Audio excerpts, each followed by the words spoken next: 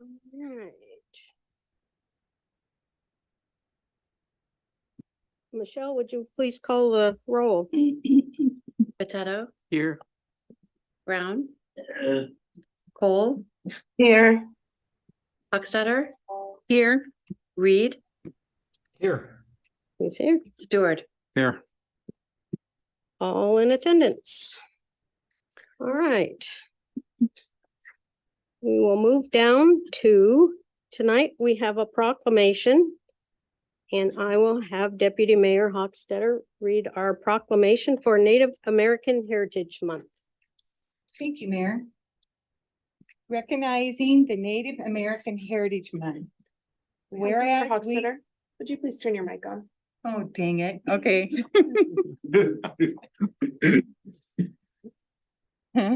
Okay, so we're gonna do the proclamation recognizing Native American Heritage Month. Whereas we acknowledge that we are on the traditional homelands of the Coast Salish people, including the Puyallup tribe of Indians and the Muckleshoot Indian tribe.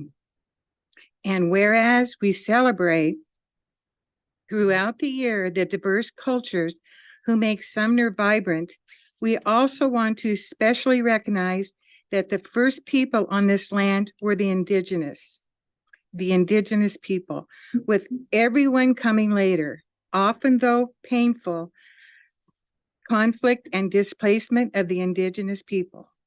And whereas the city of Sumner acknowledges that the tribes are not just part of our past, but an integral part of our present and the future. And whereas we seek continued partnership among our governments for projects like the White River Restoration, restoring over 170 acres of land along the White River, creating side channels and wetlands as large storage area for floodwaters, plus additional habitat for endangered salmon. And whereas we recognize that the people of the Puyallup, Muckleshoot, and other tribes live, work, raise their children, take care of their community, practice their traditional ways, and speak their language just as their ancestors did.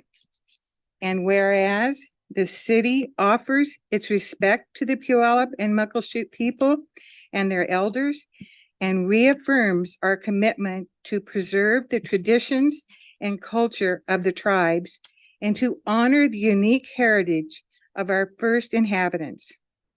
And whereas the city joins Washington State and other states across the nation in celebrating Native American Heritage Month, honoring the unique heritage and reaffirming the commitment to respect each tribe's sovereignty and cultural identity. Now, therefore, the city of Sumner joins Washington State and other states in proclaiming November 2023 as Native American Heritage Month, as we commit to uplifting the voices, experiences, and histories of the indigenous people of this land and beyond, dated this 6th day of November 2023 and signed by our Mayor, Kathy Hayden. Thank you. Okay, we will move down to consent agenda. Will the clerk please read the consent agenda? Item number 1, approval of the checks and electronic payments in the amount of $16,088,336.66. Item 2, approval of the minutes from the regular council meeting of October 16th, 2023, and the 23rd of October, 2023 study session. Thank you, Michelle. Deputy Mayor, would you please make a motion?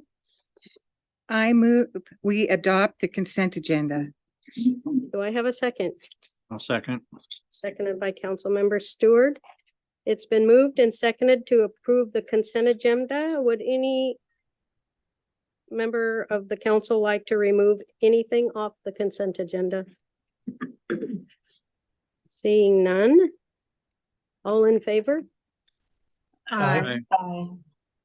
Any opposed? Passes unanimous. Okay. All right. Moving on to a public hearing, resolution number 1664, ad valorem property tax. I open the public hearing at 6:06. And I call on Chief Financial Officer Cassandra Raymond. Thank you, Mayor. Council and public, tonight we'll be holding a public hearing for resolution 1664, setting the ad valorem property tax levy for 2024. RCW 84-55-120 mandates that we hold a public hearing on revenue sources for the upcoming year's budget. This hearing process provides our Sumner residents with the opportunity to voice their opinions prior to the adoption of the property tax levy. As we take a look at the property tax levy for tax year 2024, just a little bit about our property taxes. It is the second highest, it's the second largest revenue source in the general fund, taking up about 21%. This is our most stable source. Our largest source of revenue in the general fund is sales tax, which has a lot of volatility to it, depending on consumer confidence as well as economic standings. But property tax is our most stable source and brings in 21% of our revenue. We brought the 2024 property tax levy to our Finance and Personnel Committee in the beginning of October, and then to City Council for a study session discussion on October 23rd. Tonight is our public hearing, and we'll be bringing forth a resolution to set the 2024 property tax rate on November 20th of 2023. We do have to pass that resolution and certify our levy request to Pierce County no later than November 30th of 2023. Just a quick primer on state law. RCW authorizes taxing districts with a population of 10,000 or more to increase its levy up to 1% from the highest lawful levy since 1985. In effect, what this essentially does for most entities, including Sumner for 2024, is authorize us to bring a 1% increase over last year's collections, plus some additional revenue, such as from new construction and improvement, annexations, and state refunds. Our property tax, again, the second largest revenue source in the general fund, but the city only receives about 10% of the total property tax levy. The Sumner Bonnie Lake School District receives 38 to 46%. Part of that is the state levy for schools, and then East Pierce Fire and Rescue makes up about 15%. You can see the distribution of the other taxing districts within Sumner's overall levy. Those that are in red are voter-approved levies. One of the components of our levy rate is our assessed valuation. This is set annually by Pierce County. For tax year 2024, we see an overall increase in the city's assessed valuation of about 8.5%. On our average single-family residence, we actually see a decrease of about 1.8%, and we're seeing that consistently throughout Pierce County. Looking at the assessed valuation citywide, for tax year 2024, our industrial properties make up about 56% of our total valuation, commercial 14%, and then residential picks up 30%, split between single family at 23% and multifamily at the remaining 7%. Our Finance Committee and recommendation and in City Council concurrence was to assess a 1% increase in our property tax levy for 2024. The way that math breaks out, we have our tax year 2023 levy, an additional 1%, which is the $48,325. We do assess additional revenue from new constructions and improvements, and this is the allowance that we're given by the county to bring those newly constructed and improved valuations onto our property tax rolls. We have additional revenue from annexations. So it's the annexation that occurred in 2022. And then a minor amount of additional revenue from administrative refunds. And really what that is the county allows us to re-levy any property that was taken off the assessment rolls for any reason, such as damage or reclassification. That gives us a total 2024 levy of $4,961,642. When we apply that to our overall assessed valuation, that gives us a levy rate per 1,000 of 91 cents. The monthly change from our 2023 for the average single-family resident for the city portion will be a decrease of approximately $3 per month, and that's based on our preliminary certification. Our next steps, and tonight is our public hearing, our opportunity for citizens to have input on that property tax levy, and then we'll be coming back to council on November the 20th for a vote on the property tax resolution, and then certified to Pierce County by November 30th. Thank you. Thank you. Okay, do we have any comments from the public on this public hearing? Anybody want to get up and say something? So we have yeah, we have nobody online. Raise your hand online and press *9 if you would like to talk about property taxes. All right. Seeing none, I will close the public hearing at 6:12. Thank you, Cassandra.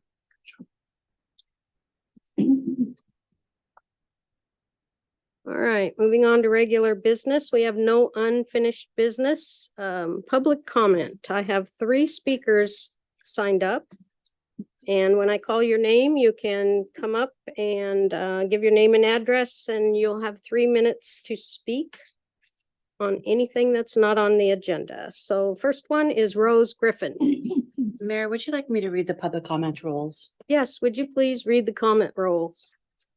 This is the time for you to address the mayor and the council as a whole regarding items that are not on the agenda. When the mayor calls your name, please approach the podium. And before you begin your remarks, state your name and address or city in which you reside for the record.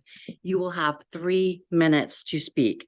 As a reminder, public comment is a time for the council to hear from you and not a time to engage in back and forth. If you have a specific question, the mayor may direct you to the appropriate staff member for further discussion. Thank you. My name is Rose Giffen, no R in it, please.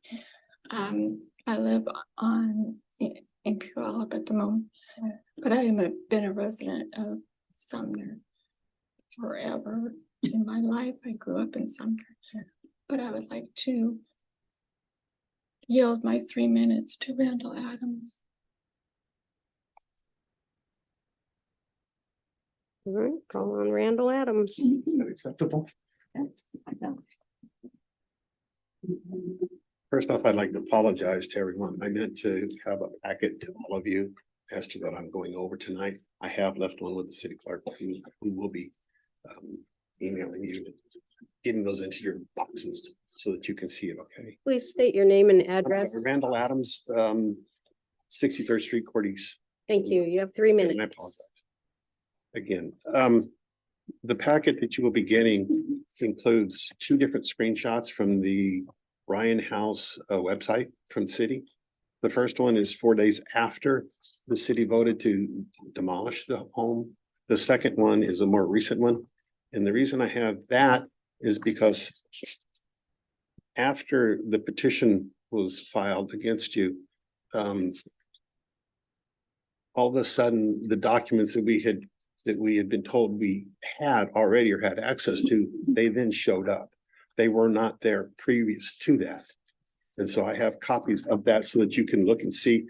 And one of the telltale signs is that on the second one is that all of them come sequentially after the petitions filed, not before. The only one before that was the approval of the SECA by the city, but there was no SECA ever disclosed.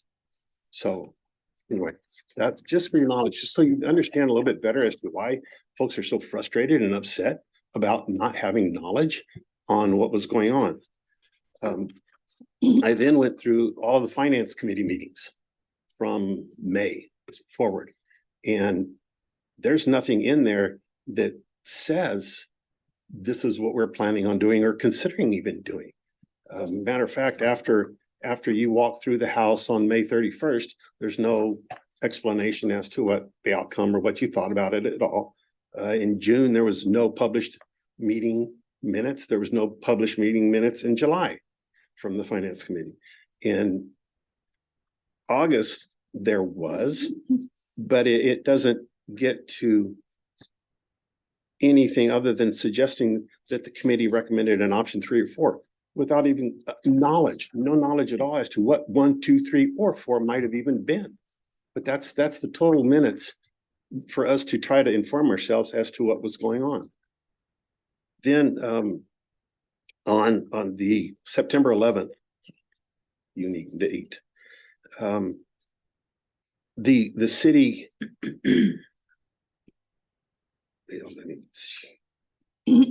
I'm trying to go over the agenda. It doesn't even, the only minutes was just stating that there was a demolition discussion that Drew put in, and that the study session doesn't even go over much, and it will be in the document that I'm sending to you. My other, and I apologize again, because last time I was here, I suggested that the total revenues that the city had created was 1.625 million, or had acquired. There actually is 1.851500 that in total sources of funds for this project. Now, some of those have been spent. I understand that there's been abatement, there's been design, but it's not 1.1 that it is suggested and I just go off of what the city themselves published in their timelines on the September 11th meeting, and what Carmen published herself on that same date.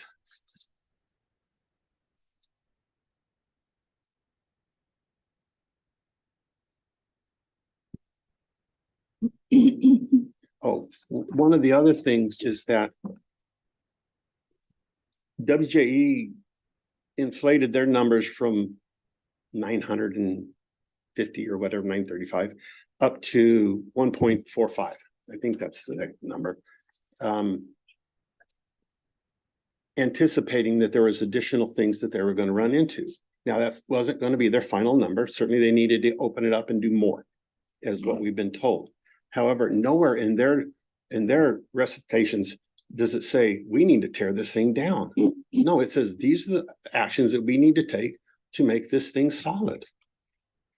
So, and that you guys will have a copy of that. I did not include that in this, so I have enough documents here for you to even go through. I do have questions regarding the accounting or just the representations of the city on the expenses and the incomes.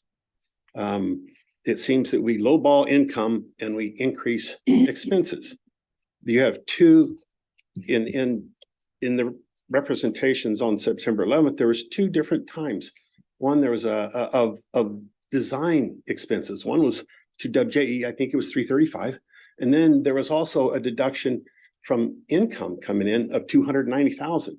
Now, I'm hoping that was just a clerical error, that we're not suggesting that there was $640,000 of design on a project that was initially supposed to be 1.2 million. I'm hoping to God that that's not what we do. But that's something that creates confusion and angst amongst the citizens as to why is that? Maybe that's something that we could just look at so that we can get clarification on it. Then the other thing that I did want to go over really fast is the sale of the golf course, and the fact that we're going to spend $50 million on the utility department. Evidently, those are funds that then that's the third phase. Phase 1 and 2 and 3, and I think you guys have committed orally to $10 million toward that being paid out of the golf fund, out of the 40 million that in round numbers that's supposed to come out of it.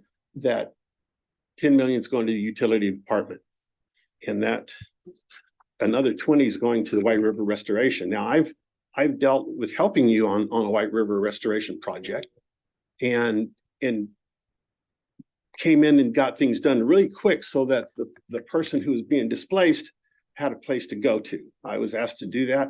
The reason we did it fast was because of. Sir, your time is up. Yes, ma'am. Because you. of grants. Sir, your time is up. Thank you, Mr. Adams. You will have copies of all of Sir, this. your time is up. I call on Nick Bierman.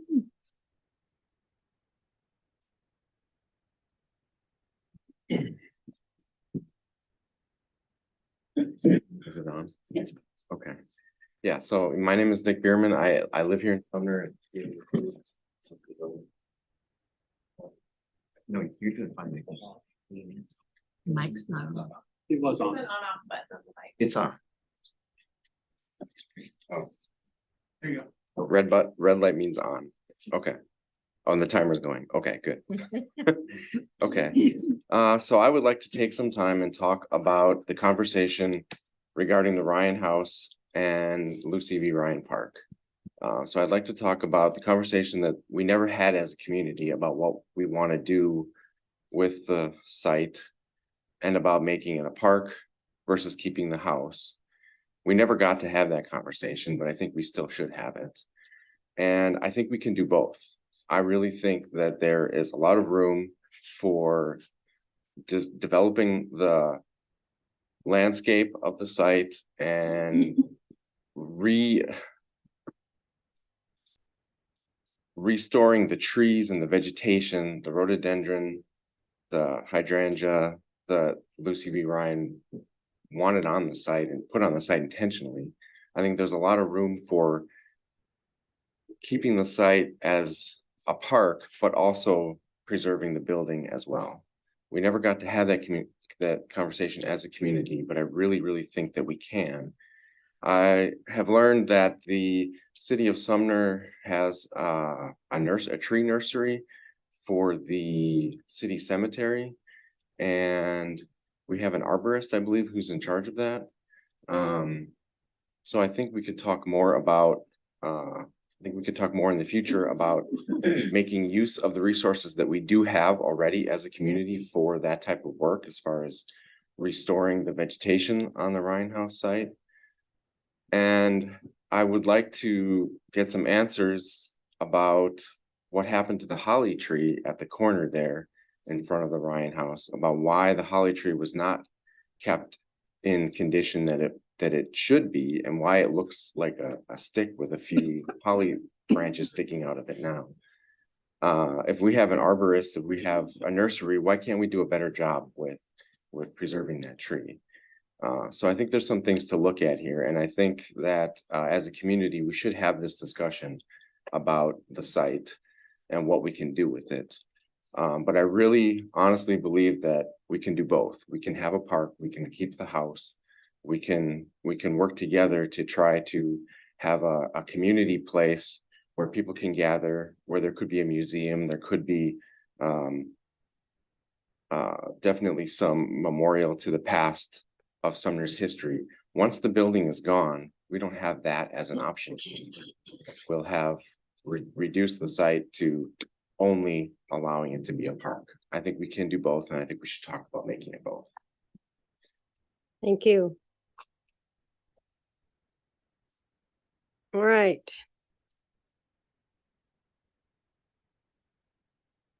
Moving on to new business, and we will move to ordinance number 2873. I'm sorry, before we move on, you need to ask the people at home if there's anybody that wants to Oh, have yeah. public comment. Use That raise your hand makes sense. feature or press *9, Is there any, or anybody else in the audience. Mr. Yoder, did you want to speak? Well, I just wanted to say, Come up, give your name and address. Jerry Yoder, 910 Traffic Avenue. What I could talk all day about Ryan House. If that belonged to an Indian, it'd still be standing there. We wouldn't be thinking about taking it down. But what I'm complaining about is Knoblauch Park. Reuben Knoblauch Park, I like water, live on the water, but on the water most of my life. Why did we tear out that water feature? Was it ugly? Did it not work? It had all the important people that was from Sumner. My dad was on there. I paid, back in those days, it was a big deal, but $275 for a plate that said Irwin Yoder, the year that he started here.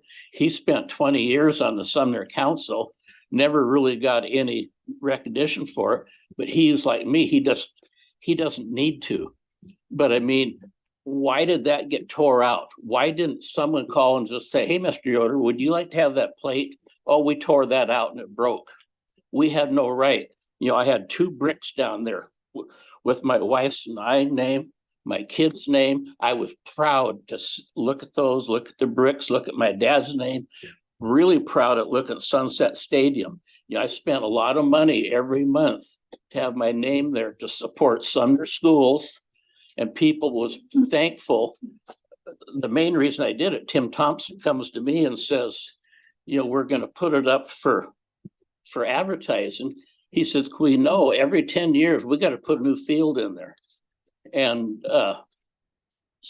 he said, the city's no way going to pay for it. So we sat down and worked out a program that I said, yeah, I can afford that. And I did it. And the new owner, you know, I told him that the dumbest thing you could do is take your name off that. But there's a lot of people that sit in that stadium. I don't care if it's football, heart walk, track, you name it. I mean, one of the best things I did. Sumner means a lot to me, or I wouldn't have done what I did. And I think it's a shame that what meant something to me got tore out and just said, well, it got all broke up. I'm not very smart, but I'm a hard worker. I guarantee I could have got those bricks out of there in one piece, but that's here and there. It's just like, who gives a damn?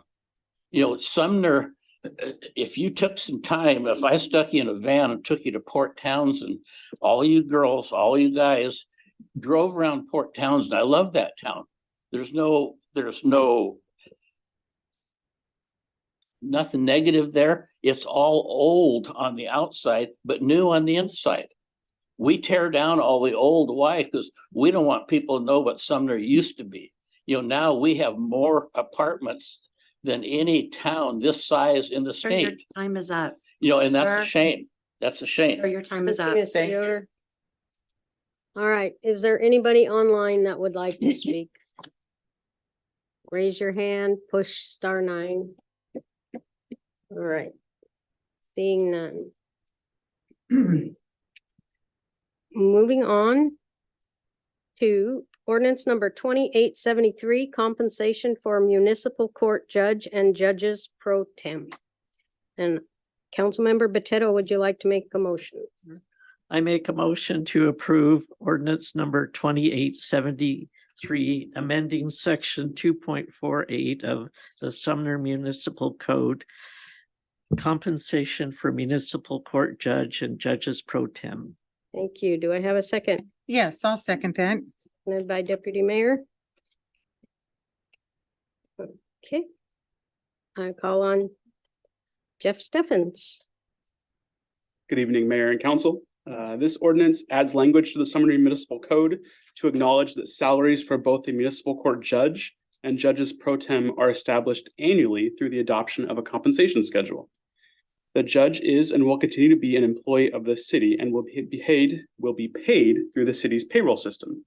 Judges pro tem serve through professional services agreements and submit invoices for service which are paid through accounts payable. With that, I'm happy to answer any questions. All right, any comments from the public first? Any comment from the council? Seeing none? Will the clerk please call the roll? Reed, Yes. Hochstetter, Yes. Brown, Yes. Cole, Yes. Potato, Yes. Stewart. Yes. Thank you. Passes unanimous. All right. Legislative agenda number 2024. Deputy Mayor Hochstetter, would you like to make a motion? Yes, I move we approve the 2024 legislative agenda for distribution to legislators and partners in anticipation of the 2024 state session. Thank you. Do I have a second? I'll second it. Seconded by Councilmember Potato. And I call on Communications Director Carmen Palmer. Good evening. Thank you, Mayor and Council. I'd like to also highlight our lobbyist, Bill Clark, is joining us by Zoom. So you will see his smiling face there right over the legislative agenda. So I am going to give you a brief overview, and then Bill, if I miss something while I'm going, feel free to chime in. Otherwise, I'll toss it to you for any final comments or wrap up. Every year I come before you with the legislative agenda. This is our document to help convey to the state legislature before their session how different items potentially coming before them affect the city of Sumner and the people here in Sumner. It is also the document to help the people in Sumner understand some of the things that are happening at the state level that can affect their everyday life here in Sumner. So this one is a little different than we have done in years past, and there are three main sections. The first section is before you right now, entitled Support Local Decision-Making Authority. Most of the trends we're seeing at the state are, I think, the term avalanche of bills that were introduced at the last session, many of which, an unprecedented number of which, include rather a micromanagement of the cities and unfunded mandates that affect cities. The Association of Washington Cities did a good job creating core principles to help give an overview for what we would like to see from all bills that would support cities and work in partnership with cities rather than almost compete with cities and pass some burdens on to our level. What happens at the state is the 23 session was what was called a long session, and bills were introduced. And again, an unprecedented number of bills were introduced in that session. Some passed, some did not. Those that did not, coming up on the 24th legislative session, the short session, those bills are still considered alive. And so they could come back into the process wherever they were when the 23 session ended. So we decided to use this to our advantage and give our legislators some very specific feedback about some of the bills that were recommended but were not passed in the 23 session because we could see those coming back.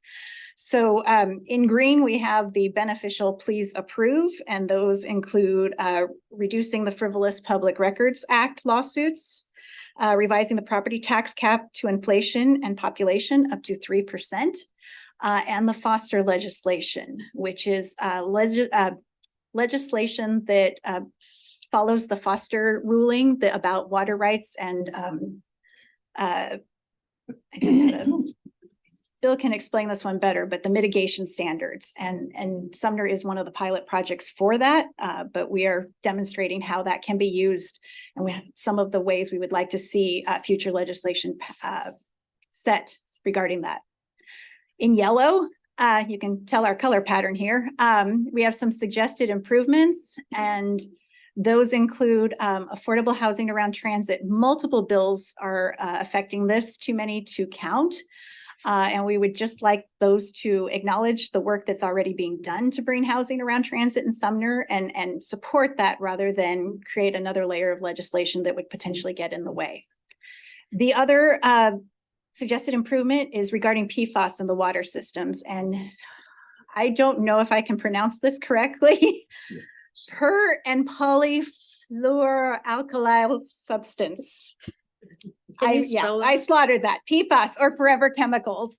These are the items they're finding in different substances, fire retardant, that type of thing, that are ending up in water systems. And what we're saying is the burden of legislating that cannot land on cities and water systems alone. In red are the bills that give us some concern. And you will see there a wide range, a lot of them in the law enforcement realm, making it illegal to turn right on red within the vicinity of schools or parks, which is just difficult for drivers to know if they are within the vicinity of a school or park, especially in a small city our size. And then conversely, making it legal to cross the street anywhere.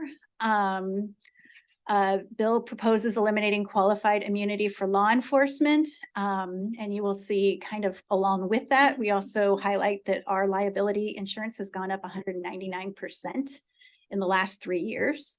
A couple of bills that give the Attorney General's office further oversight over police officers and agencies. a suggestion that would essentially prohibit most traffic stops. And one that would require, remove the requirement that an officer read and write in the English language. So these are items, and you'll see the details there that we do have some concerns about. So that is this whole front page of your legislative agenda, trying to encapsulate both the broader move, I guess, to put a lot of burden coming from the state level to the city level while transferring a lot of the decision to the state level from the city level. And that is a general trend that has us concerned, along with all of these individual bills. They could still introduce more. So that's why both the broad and the very specific. Jeff, if we can go on to the second page. Our second item is the category of continuing the reforms that improve public safety. A lot of this language matches cities across Pierce County. And it ranges from still working on fix for the Blake decision, having more spots available for basic law enforcement academy. We are waiting a long time. You had the update from Chief at the last study session, 13 months between when we can hire someone and when they can actually get out on the street typically. Helping cities recruit and retain police officers. That's an Association of Washington Cities priority. And also behavioral health resources. So not everything about public safety is just law enforcement. We are seeing the results of not having enough resources for behavioral and mental health. The next item, the third item, is pretty straightforward. Association of Washington Cities priority is to continue investment in infrastructure. For the city of Sumner, we actually did not have any solid requirements for construction assets at this point. But we did put in two needs that our partners at WashDOT have, and that's restoring the funding for the 167 and I-405 corridor projects, and fund a funding and implementation plan for the 167 corridor. They did the master plan, but this would be the next step. And we just don't want them to forget about 167 as they're looking at all their needs all across the state. 167 still has quite a few needs. The rest of this section is updates. We don't just want to keep asking for money. We want to update the legislature on how we are using their money and how things are progressing. That includes the White River restoration projects, which I know is the subject of your study session later this evening. So you'll be getting a more comprehensive update on that.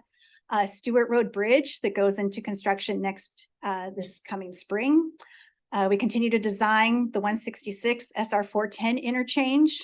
If you've driven through there lately, you know that interchange needs help. WashDOT is working on the Valley Avenue SR 410 interchange. And so again, providing our support to a different agency that very much affects Sumner. And then the funding from the Recreation Conservation Office is putting Rainier View Covered Court under construction. So that is your legislative update. Bill, anything I missed? No, nothing was missed at all. Just a few, maybe a little color commentary is, how these issues fit into kind of the legislature's own agenda. I think, given that it's an election year, there are, I think, 5 members of the Senate that are seeking higher office. You've got a multitude of bills left over from last year. I think the areas that will have the most attention will be the public safety issues, including the police pursuit issue, the Basic Law Enforcement Academy, and then just general funding support for local governments. The state also will have to deal with potentially up to 6 initiatives to the legislature. There's a process where instead of initiatives going directly to the ballot, they first go to the legislature. They'll have 6 of those to deal with. Significant transportation project cost overruns. And so trying to hold on to kind of some of the major priority projects and keep them on the list for future funding is a top priority.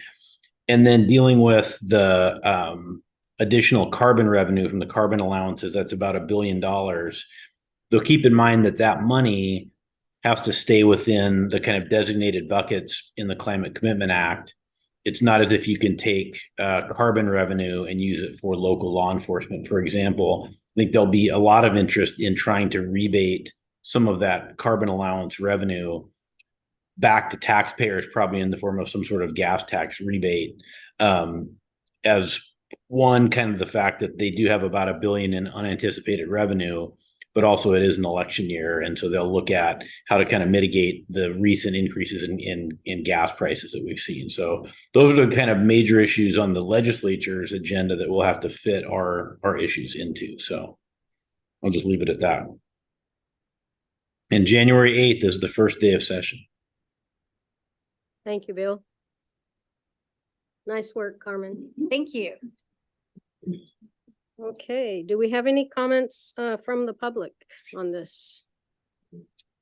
Thanks, should I go up there? Sure, come on up.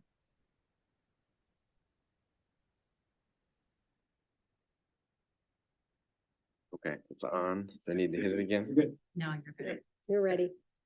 Okay, yeah, so again, my name is Nick Bierman. I'm on Parker Road East.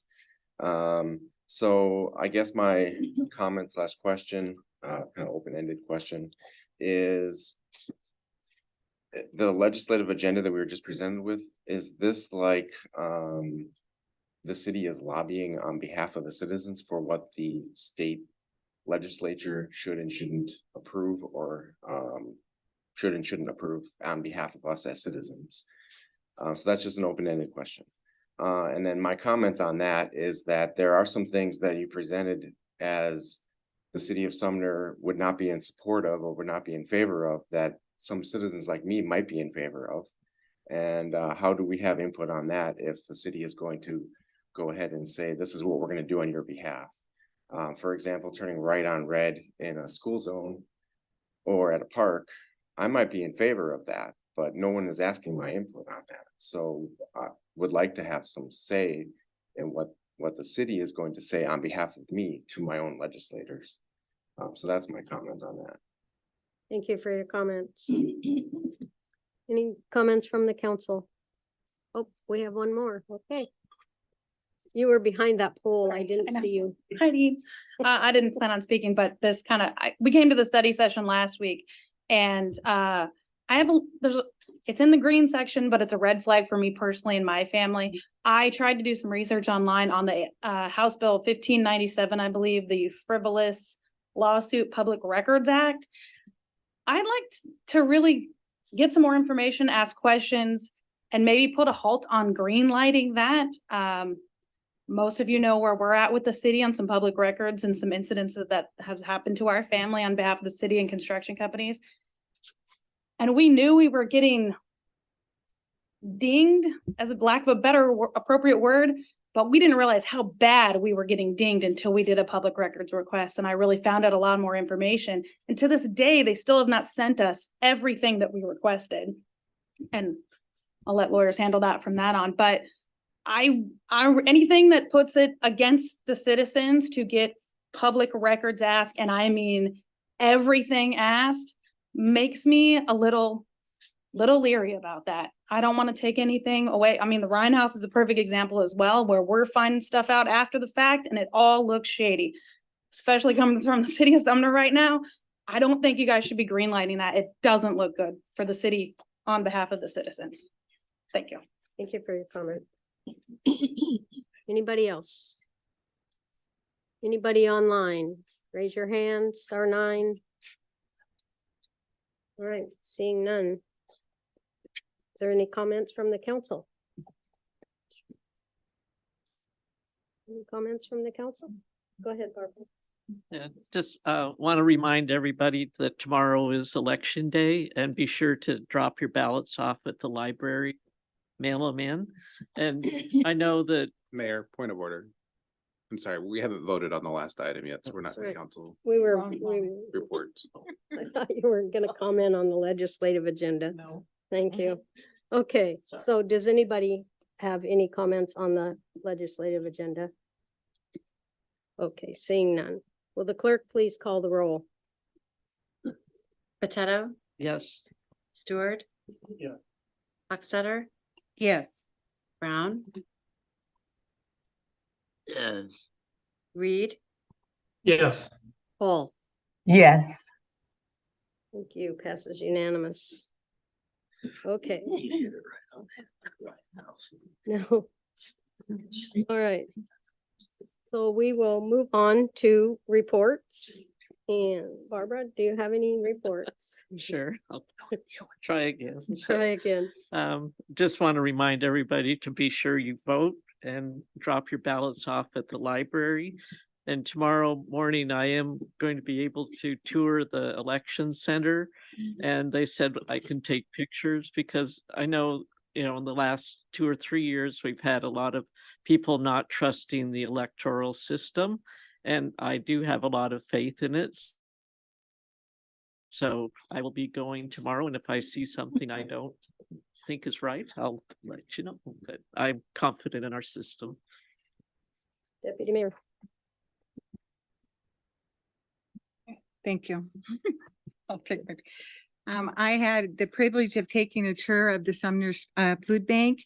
They've recently revamped how the inside of their building works, and it's really clean and efficient. I was proud of how sanitary it looked and how easy it was for clients to come through and get what they need. And they're also very proud, the food bank in general is very proud of their connection with the truckers out in our industrial area and other areas, that if they have loads that are not accepted, instead of them going into the landfill, they are known that the Sumner Food Bank will take and help them unload their loads. And then that food is distributed not only through our food bank, but through the network, the total network. So, because when truckers have that kind of problem, time is money. And so if they know they have a place they can go, they can help them. So they feel like they have done a lot of good by having that relationship in place. So I think that that we should be awfully proud of what they're doing down there. So thank you. Thank you. Councilmember Stewart. Thank you, nothing tonight. Councilmember Brown. Councilmember Reed. You ever been in Bonnie Lake's food? Thank you, Mayor. I do have a quick one. Sumner High School Marching Band will be marching in the Auburn Veterans Parade this weekend on the 11th. And soon after that, they will be competing in the Auburn Field Show Championship, which is a popular annual event and also a source of pride for the Sumner Marching Band. They won the best overall last year for the first time and are looking to show well and compete again this year. Thank you, Patrick. Councilmember Cole. No report tonight. Thank you. All right. City Administrator Jason Wilson. Thank you, Mayor and Council. Coming up at next week's study session, we have 2 items on the agenda. First is the utility rate study, and the second is an update on where we're at with the Parks and Trail Plan. At the next regular council meeting on the 20th, you'll be considering an amendment to the Sumner Meadows Purchase and Sale Agreement, as well as an amendment to the Sumner Meadows Development Agreement. You'll be reviewing a consultant contract amendment for the Maple Street pedestrian signal and setting the 2024 ad valorem property tax rate, as well as appointing a new planning commissioner.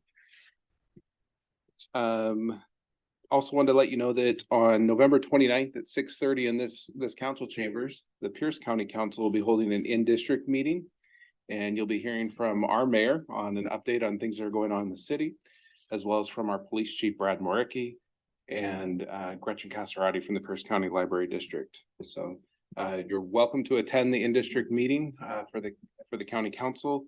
And if you have any questions about that, please reach out to me. I'm happy to answer any questions. Any questions? Questions? Oh, Is that during the day or in the evening? It's in the evening, 6:30 p.m. Okay, thank you. all right.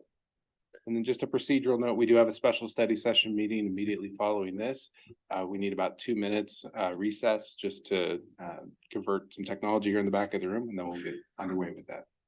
Thank you. And I just have a comment about Halloween. It was a beautiful night and there were so many kids out on, it was awesome. Yeah, so it was fun to see them all out there and not getting rained on and all the costumes, and it was a good night. So I will adjourn this meeting at 6:50. Give a few minutes.